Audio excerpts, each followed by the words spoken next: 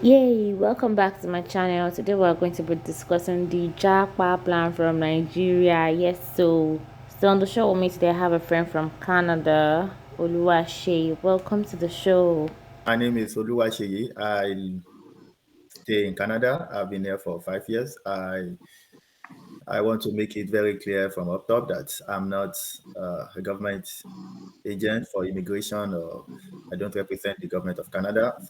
But I want I believe I have some information that would be useful for some people, and I just think it's a good idea to share with you guys. So thank you very much. What are the different ways to relocate to Canada or to migrate to Canada? Well, when it comes to relocating to Canada, it's your options depends on who you are and your level in the Nigerian society. Okay. Uh, the two major things that I believe plays an important role here is the amount of money you have and you are ready to spend, and your qualifications in terms of education and work experience. This is very broad, I know, but uh, the implications of those goes a lot. I would say if you are an average Nigerian and you live like the way Nigerians live, the options on your table are not much, of course, but you are not without options. Mm, So the when it comes to the money part, if you are the very wealthy and you're ready to spend your money, the number one option on your table is education, schooling.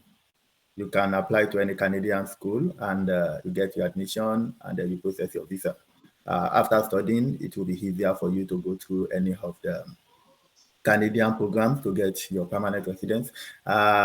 Also, when you are studying, you still have 20 hours of work, so you can continue to work while you are studying, and that would, while you work, will not cover your tuition fee or living expenses. You have to have some backup money. But after your work, after your schooling, you would already have Canadian work experience, which we will soon find out is very, very important, and mm, as far as immigration is concerned. So that is like the top 2% of Nigerians. Those are the people that can afford it because tuition fees in North America is high. There is no way to sugarcoat this. So we know that tuition fee in North America is always high, and the most Canadian universities will require you to pay at least 50% of the tuition for your first year upfront. The tuition fee can go as high as 20,000 Canadian dollars, yeah, and 50% of that upfront is a lot of it's money. a lot of money. So yeah, so that is why I said that option is available for the few Nigerians who are better than the other 98%. Mm, So, but for a day-to-day regular Nigerian with intelligence, which the funny thing is we actually have a lot of Nigerians are very intelligent, but the intelligence didn't come with a lot of money. So, and then you feel like you still want your choices of moving out of Canada. I would say your best bet would be express entry. That is if you have uh, a degree, that you have a degree at least, you have a job or you've had a job for a while okay. and you've been working and you kind of see yourself as somebody on the path of a career. Okay. So here is where we differentiate between career and work. Okay. In yeah, in the Nigerian context, that can be the same thing. Like, I'm just going to work. I'm going to work. But in most other places, a career is different from work in that it has skills that you acquire, that you have, that can be transferred from one place to another. Mhm. They are like trained skills, and So basically, it's what people will call a white collar job or blue Okay. collar job. So if you have that kind of job Okay. and you have some certificates or post-secondary school certificates, which is basically a bachelor's degree, or you top it up with a master's degree or even a PhD for the FE course. The so this kind of create an opportunity for you with the express entry. So that is for those people in that category. Now Okay. there is a third category of people that makes up majority of Nigerians. Mm, Uh, those are the people who don't have a bachelor's degree or didn't finish any post-secondary school education, but they are very intelligent, of course, and they are very skilled with one job or another, like one job like sewing or styling hair or things like that. Okay. There is also an option for you in that area. This option is called provincial nomination. Basically, a province in Canada would need, from time to time, they need some set of employees, like they want this set of skills, and they need people for that position. So they will open the provincial nomination, and you can come to Canada through that, and then you use it to work your way into PR or whatever you want to do. So, but the thing about this category is it's usually seasonal or a very short time. They start it in 3 months, it's over. So you have to be in the know. You have to know that this is happening for you to be able to Okay. apply on that. Another level that people used to come here is getting an asylum from the government of Canada. This is it's a very tricky area of immigration, but yeah, people use that, and we can actually make a whole video talking about that in Mm. another time, another place. But it's also a very good one, and you have to be specifically in a part of a group of people to be able to qualify for that. Okay. And if you have more questions, I would say you maybe try and contact me or Tony, and you can ask your questions about that. So we won't be going into details of that right now. There is yet another way that people you can use to actually come to Canada. This is through invitation. If you have a relative in the US, oh, sorry, if you have a relative in Canada Canada. that lives there and is a permanent resident or a Canadian, Mhm. you the person can invite you to visit him. Okay. So after you gone through the process of invitation, this is usually very lengthy. It's I wouldn't even advise it. If you have a relation living in Canada, you have better options with the express entry and other program than visiting. But this one also works. Okay. It takes a lot of processes that doesn't really worth it because the process of invitation takes a long time, a lot of interviews and this.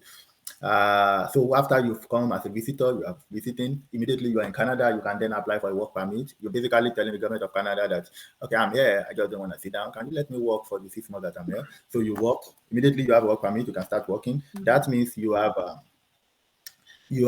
Canadian work experience, which goes a Mm. long way with immigration. From time to time, opportunities will come up where you can actually use that to apply for permanent residency while you are still visiting. And when you are visiting, most work permit will require you to get a job. But it's easier to get a job if you're in Canada. You can apply directly from Canada. Companies can call you and you can show yourself physically to them, and Yeah. getting a job will be easier. So that is also a way. But today, I think I will be focusing more on express entry. That is where you have the most chance, like you have a very good chance of coming to Canada through that way, Mm. since not everybody, not a lot of people are part of the group that can deal with schooling. So, but I believe a lot of Nigerians have potential with or chances with express entry, and we can do that. And when I'm talking about express entry here, I'm talking specifically about the Federal Skilled Worker Program because there are three types of programs Okay. that are called express entry in general, as far as Canada is concerned. We have the Canadian Experience Class, we have the Federal Skilled Trade Program, and we have the Federal Skilled Worker Program. So the first one, the Canadian Experience Class, is basically have Canadian work experience. If you are in Nigeria, you flip Nigeria all your life, that is off the table. The Federal Skilled Trade Program is for skilled worker, and you must already have a valid job offer or certificate of qualification for a valid job offer in In Canada. Canada. That's also it's off the table for most people if you're already in Nigeria. Mm. Uh, we can talk about that a little with the provincial nomination, like how to get like a valid job offer, but it's very difficult for a Nigerian to actually meet the qualifications for that. Mm. But when it comes to the Federal Skilled Worker Program, Nigerians across the world are known to always have qualifications in terms of education, good education, and good work experience. We're good in that. We dominate a lot of fields here in terms of professional field. Wow. So that is why we a lot of us can actually migrate to the federal skilled worker program. Uh, and one thing about this program is you really don't need to pay anybody a whooping amount of money for them to help you to do anything. Of course, there are agencies, both fake and real, that will promise you that you will get to Canada if you trust them, blah, blah, blah. But I wouldn't advise that really. I would say you visit the website, you get acquainted with the information that you need, and you can always apply by yourself and know your own fate. That is the purpose of this video, is to show you that these are the things that you need, and you can decide by yourself if you qualify or if you don't. So the first thing that comes to mind with federal skilled worker training program is you have to be skilled. That is them. And the skill we're talking about comes in two forms: your education and your work experience. When it comes to education, I would say the minimum that you can get, that you can have, is a bachelor's degree with a certificate. Like you didn't just go to the university, but you Yeah. came out of university or a polytechnic or whatever with a certificate that shows that you have a bachelor's degree. And then you want to have a good work experience. Uh, the minimum is one. Like, let me confirm here. I don't want to talk from the top of my head. So I believe the minimum you can have is 1 year work experience, but for you to have a good chance, I would say rack up 3, 4, and if possible 5. 5 is actually the maximum. But yeah, the minimum that is on the website is 1, but you won't have a good chances with that.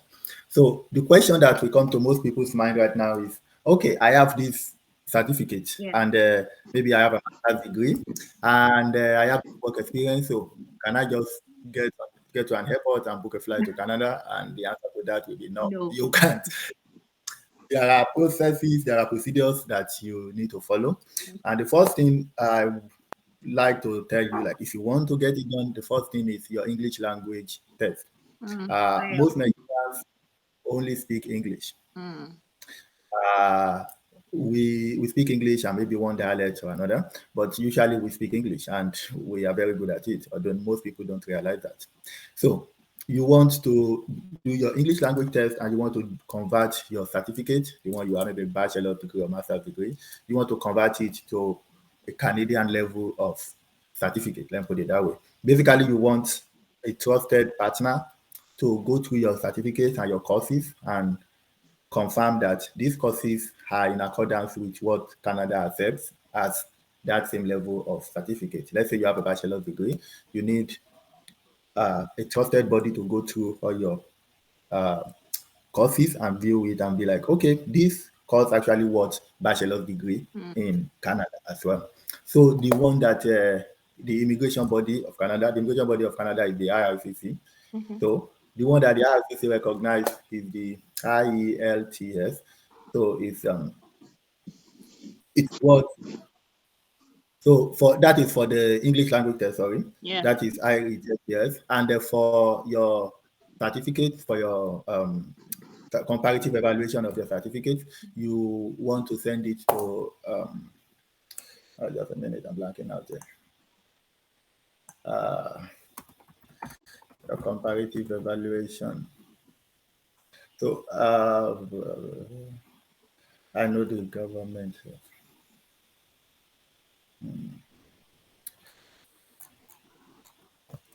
I've forgotten the name of the acronym. I don't want to waste our time here, but I will put it down in the description. So you want to send down your uh, documents, your certificates, your transcripts.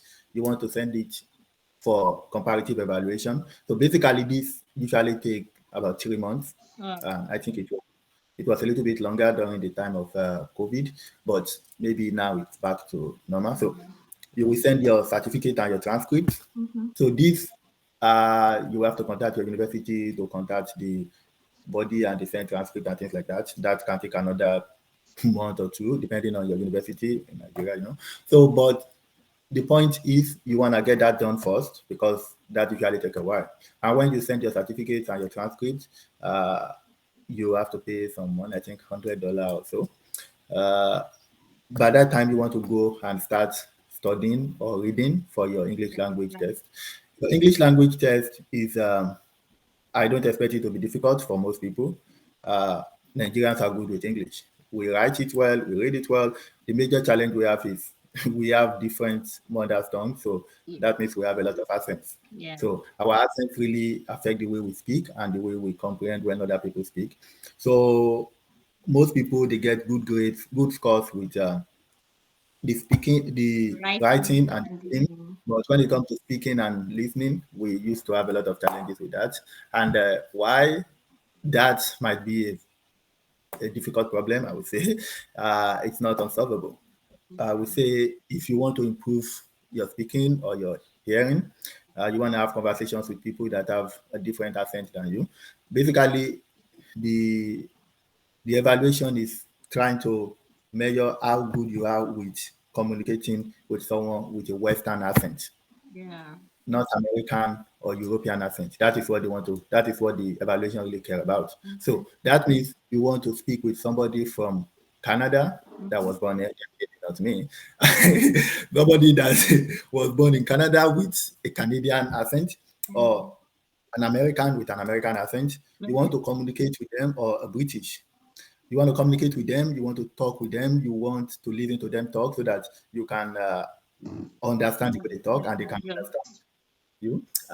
One thing I find useful is when you are trying to speak with somebody with a different accent than yours, it's easier to learn the structure of a language than to learn the accent. Mm-hmm. So you can just go on and say, okay, if I say something and the person doesn't seem to understand what I'm saying, Mm. instead of trying to change the accent that I used to say it, I will change the word to something that is more familiar or something that I think the person might understand. Yeah.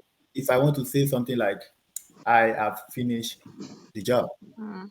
and I discover that the person doesn't understand me. So instead of trying to repeat myself by saying, I have finished the job, I can just say, I have completed the work.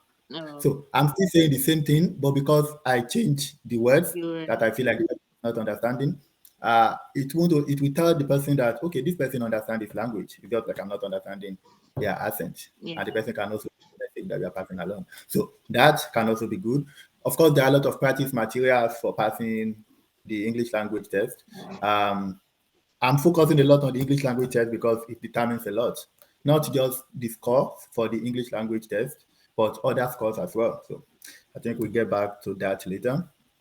So after you send your documents, the educational documents, Yeah. and you wait for it to be evaluated. Once it's evaluated, they will send you uh, a draft that okay, this is evaluated. You want to put, then they will send you the hard copy Okay.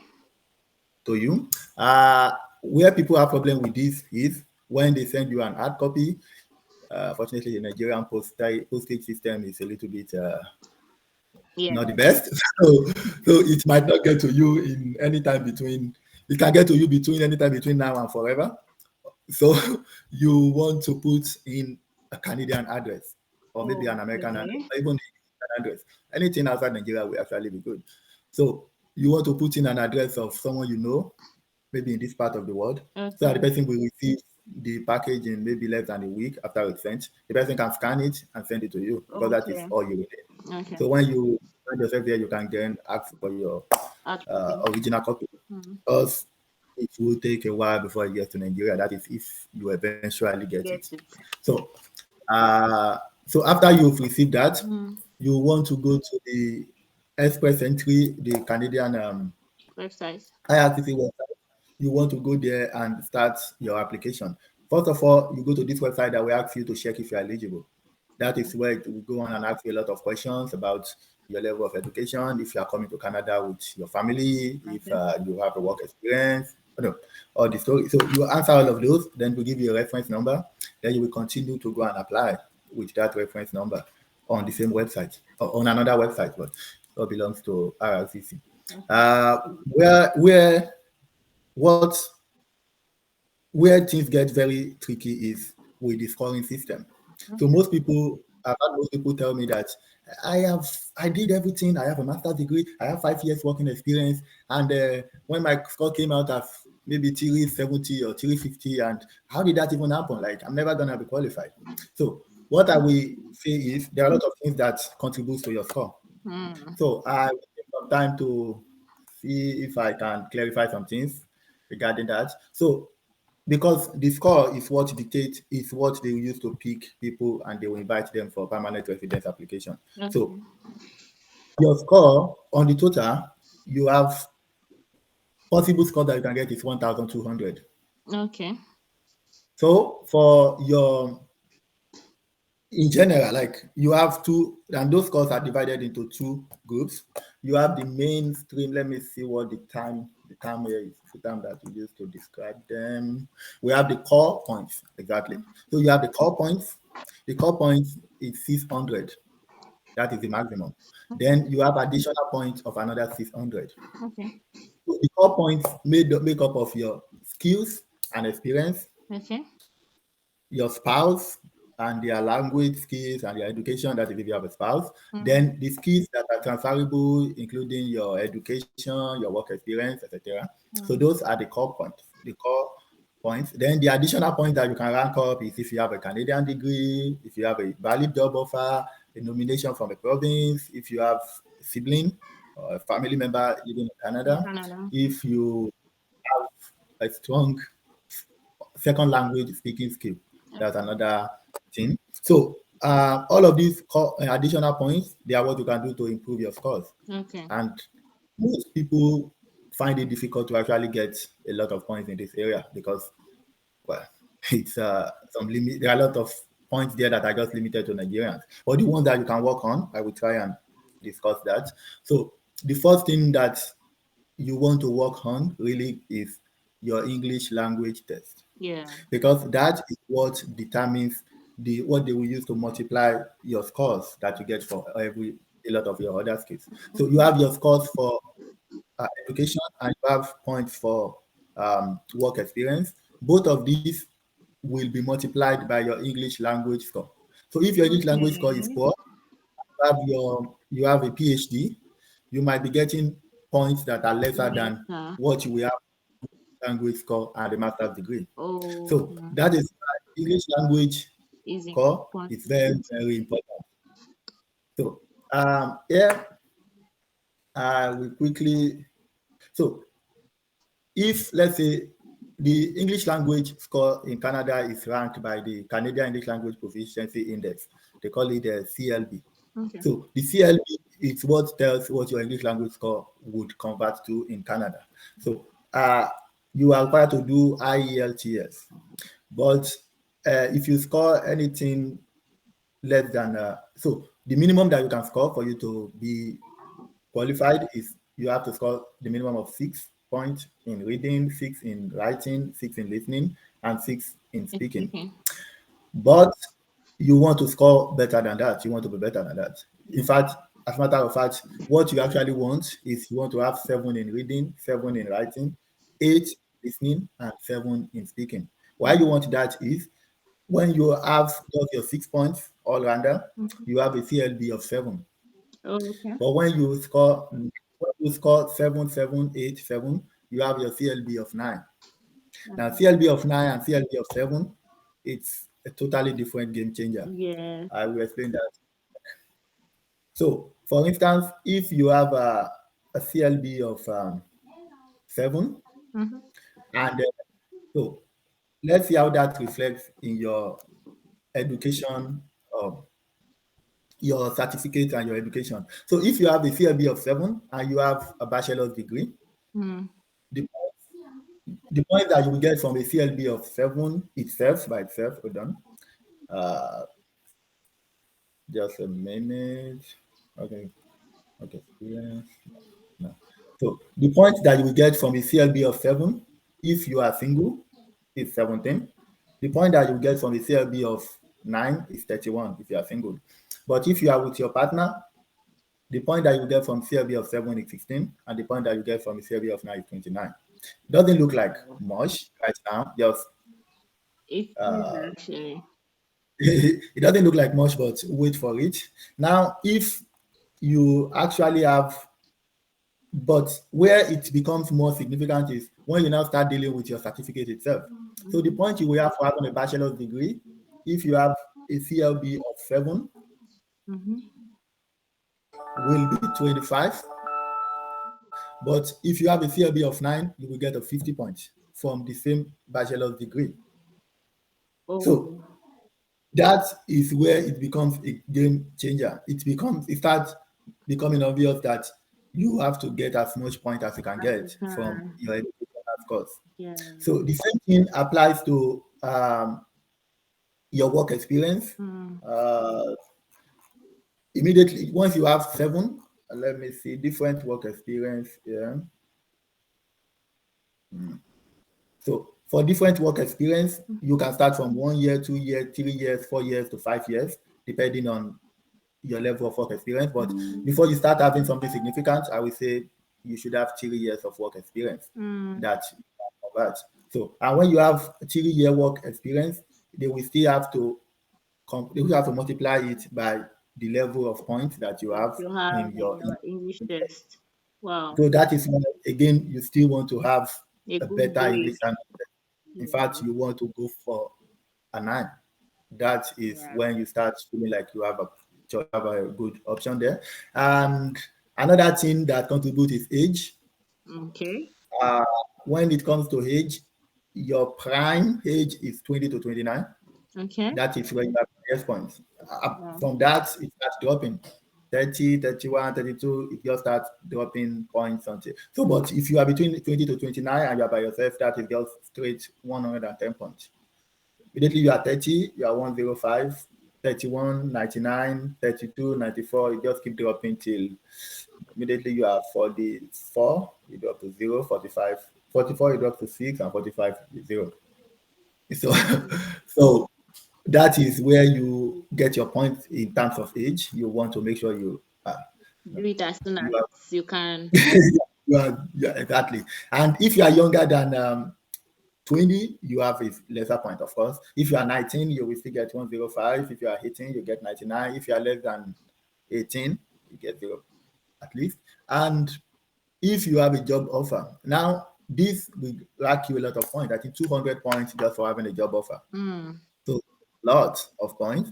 And to get a Canadian job offer, it's not Very easy good. if you are the things that you can do to actually improve your points, you want to speak with somebody that knows about jobs in Canada, how resumes are expected to be. And I want to tell you, like, the resumes in Nigeria and the one you use in Canada, they're like Different. two things that you have to put there, there are things that you cannot put. So you want to make sure your resume fits the job that you want to apply to. You want to show the company that you're applying to that I I want the stress of bringing me all the way from my country.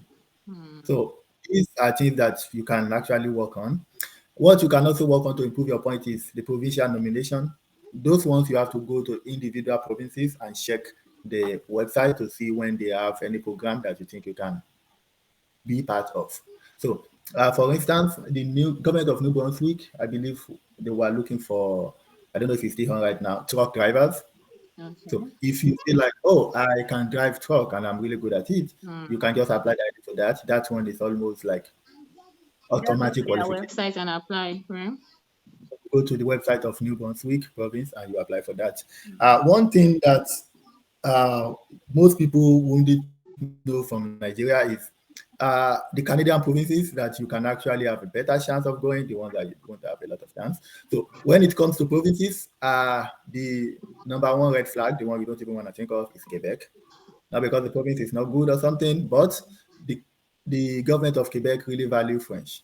Fortunately, we don't speak a lot of French in Nigeria. Even I still struggle with some French words and things like that. So you want to make sure you don't want to start with the headache of Quebec because even in your express entry application, Yeah. they they will ask you which province you're going to. If you are choosing Quebec, then from the onset, French becomes French. automatically required. Hmm. And while having a second language is very good in Canada, even for your express entry scores, if you have a second language, you get a score for that. Oh. But most Nigerians, like the overwhelming most Nigerians, will have a difficult time passing the French language test. It's not a walk in the park for most Nigerians. And so that puts Quebec out of the equation in the first place. So you don't want to go to Quebec. Another province that seems very perfect, you must have heard about the province. Everybody knows their cities are very popular. But because of the number of people that are there, they don't really encourage a lot of immigrants coming in anymore, which will be the province of Ontario. Okay. It's also a very, very wonderful place to find yourself, but I bet you there's a lot of people there. I mean, the population of Toronto itself is, I don't know the specifics, I would say it's like one third of Canada lives in Toronto, just Wow. the GTA area alone. So the population there is a lot more than this area, this part of Canada. So when you remove those from the equation, the other provinces are basically more or less, they have a lot of other incentives that you can benefit from. The standard of living also is what you want to consider, because you are immigrant, you are coming to a new country, you need where the prices of things will be reasonable for you to afford. Uh, so you want to consider provinces like the province of Saskatchewan. It's easy, they have easier immigration regulations and things like that, and things are cheaper. You want to consider the province of New Brunswick. You might want to consider uh, Alberta province. You might also want to consider Manitoba. You want to maybe Newfoundland even, uh, New Zealand. That's how it's going. In case a Canadian is listening, and and you also want to consider Prince Edward Island even. Uh, then, if you really want to go for it, and you believe you are strong enough to deal with the cold, you might also want to think of the northern provinces. I wouldn't do that, but everybody have different tolerance for cold. So the northern provinces, they have much easier immigration programs, very easy, almost too easy. But the give is it's always, or most of the time, it's colder. The average yearly temperature can be as low as 0 degrees, which is Wow. not something to deal with. So up there, we have the Northwest Territory, we have Nunavut, and then we have the Yukon provinces. So those three provinces, they're up north, they are very cold, but they have easier immigration programs. So that is for that. Another thing that coming to my mind there is for students in general, like if you are going there as a student, you might also want to consider provinces that are not Quebec and Ontario. This time, not just because of the languages, but because of the cost of living in those provinces. Even the universities there will be much more expensive. So you want to go outside there, and then you also want to, for most cases, avoid the province of British Columbia as well because of the standard, the cost of living as well. So, but when you remove those those three provinces, Quebec, Ontario, and British Columbia, because of the cost of living, and you remove the Northwest Territory, the Nunavut, and Yukon because of cold, you are left with Alberta, Manitoba, Saskatchewan, and New Brunswick and Prince Edward Island. We have Nova Scotia, which also is, depending on who you ask, has a high standard of living, high cost of living as well. So but that is still manageable compared to what you have in Ontario. So that is when you want to decide the province you want to go to, and this will determine how much you will spend from day to day life. And talking about how much you will spend is when you are filling your express entry form, you will be asked how much you are ready to bring to Canada. This is a very tricky part of it because most people, depending on how much you have in your account, you want to be like, yeah, this is how much I'm ready to bring. But the IRCC have a limit. They have an amount that they've calculated that will be good for you depending on the size of your family. So if you have a family of, let's say, uh, just yourself, I think the minimum you can bring is 13,000 plus. I'm not sure of the specifics, but I would just put 13,000 for 13,500 or 14,000 just to be on the safer side. Then, if there are two of you, I know it's less than 20,000. And if there are three of you, it's 23,000 plus.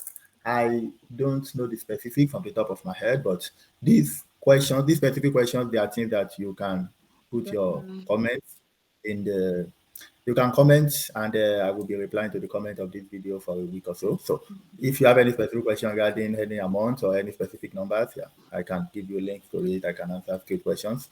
And so that is those are specifics. It's not something that you can negotiate. Like, what if I don't have 13,005? What if I have maybe 10,000? Can we still work something out? Immediately, it's lower than the minimum. It just tells you that you are not qualified. Mm.